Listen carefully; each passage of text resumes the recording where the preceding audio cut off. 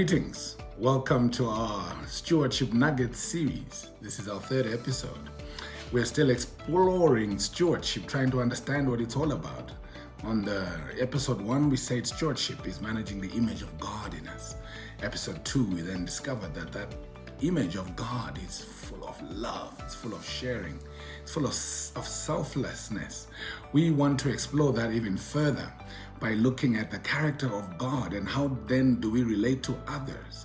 And so when we look at managing the image of God in us, God's image is got a horizontal and a vertical aspect.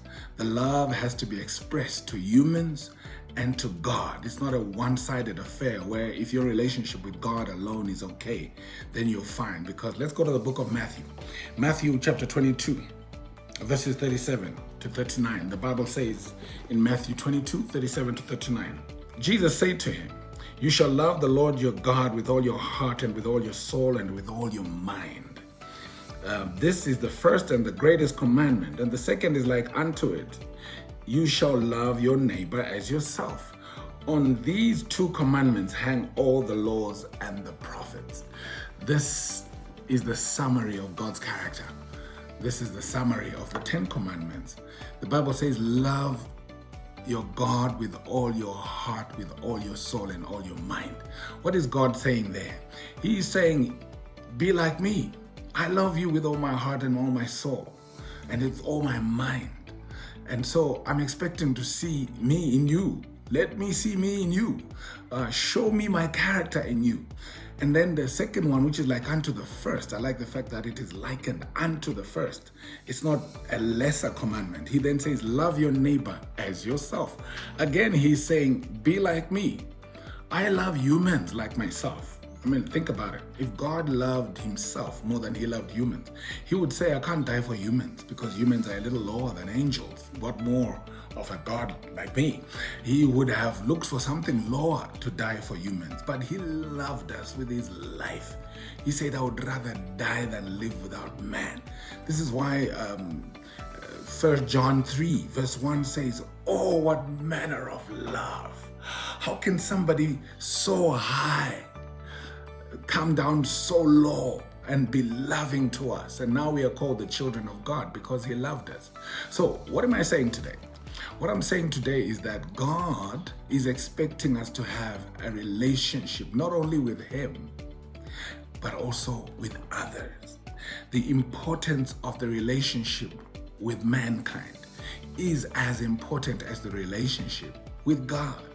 Sometimes we think, humans are a problem. I'd rather be by myself. I'm an introvert. I don't like having problems with people. And maybe you think it's okay.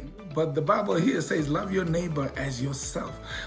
The two commandments, these two of loving God and loving your neighbor, the vertical and the relationship, these bring together the whole character. Without the other, it's not possible to please God.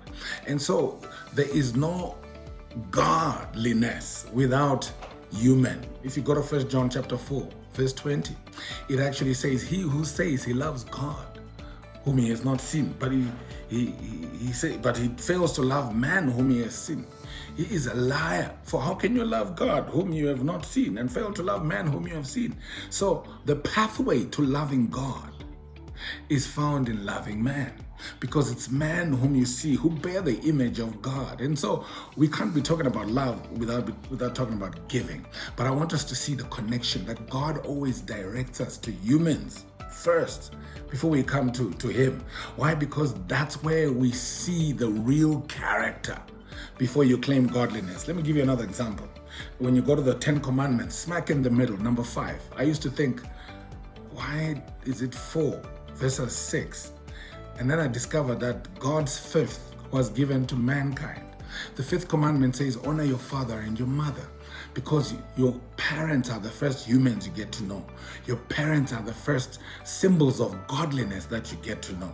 So if you don't love your parents, You cannot love God because they have the same kind of sacrifice. I always say, if the sacrifice of your parents does not move you, neither will the sacrifice of Jesus Christ. So it's important for you to have a good relationship with your parents, because that forms good relationships with humans, and that also forms a good relationship with God.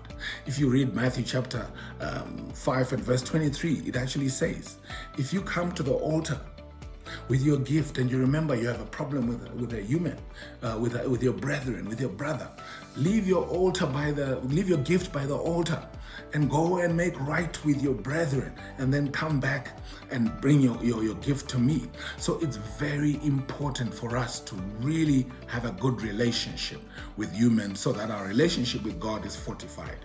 1 Timothy 5:8 says, he who